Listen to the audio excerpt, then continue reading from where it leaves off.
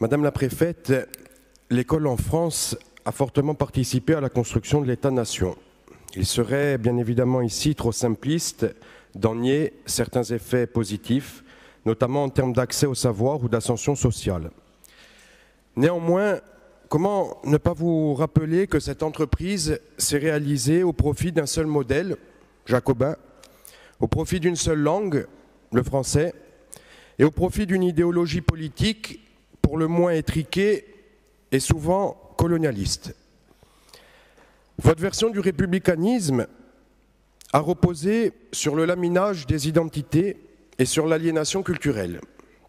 Au mieux, nous sommes aujourd'hui face à la défense d'une version folklorisante et muséale de lambeaux de culture, symbolisée par l'article 75-1 de la Constitution française, pour lequel d'ailleurs le Conseil constitutionnel a déclaré qu'il ne constitue pas un droit ou une liberté opposable.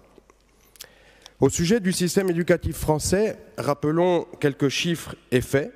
Il est classé comme l'un des plus inéquitables des pays de l'OCDE.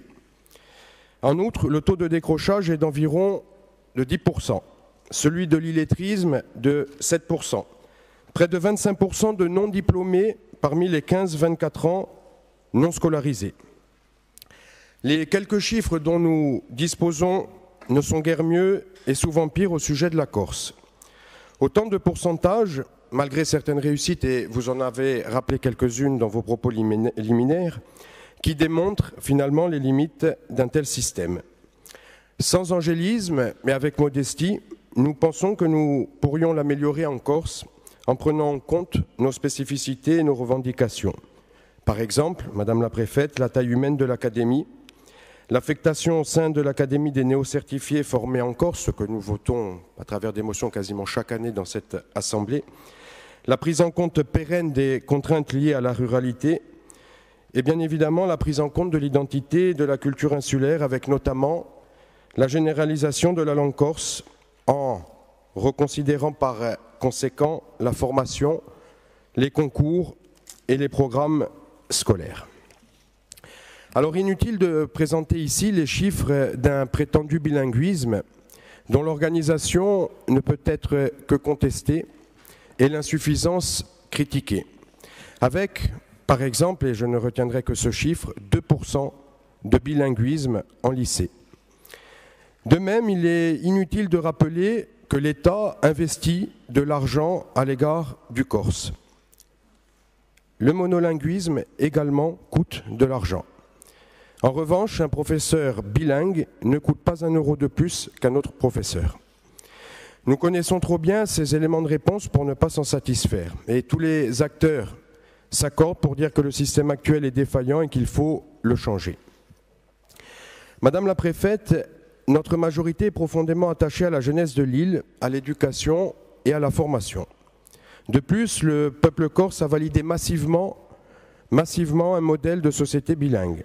Aussi, nous vous demandons solennellement de faire valoir un système éducatif renouvelé et un enseignement du corse obligatoire, généralisé, continu et équitable pour l'ensemble des enfants de cette terre et pour tous les citoyens de l'île, loin des réformes de M. Blanquer, dans un souci d'intégration et de préservation.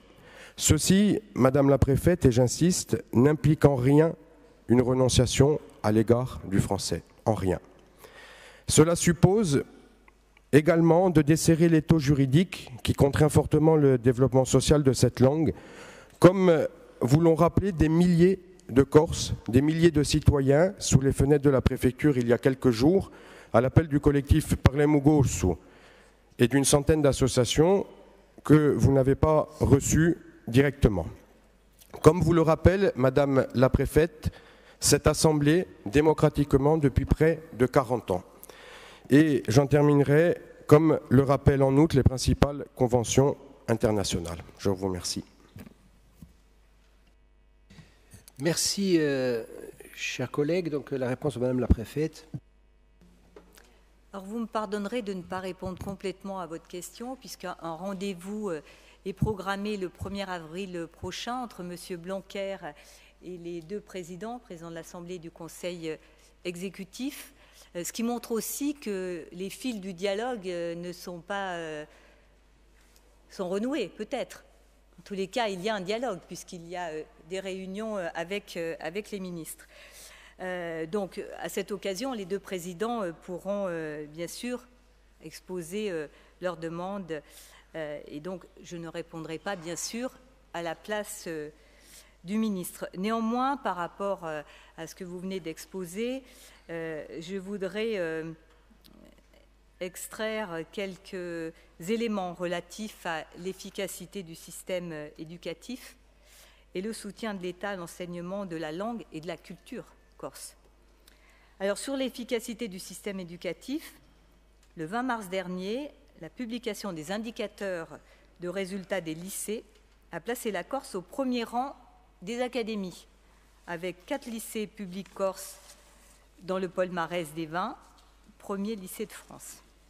L'Académie de Corse s'illustre d'ailleurs chaque année par ses taux de réussite au baccalauréat.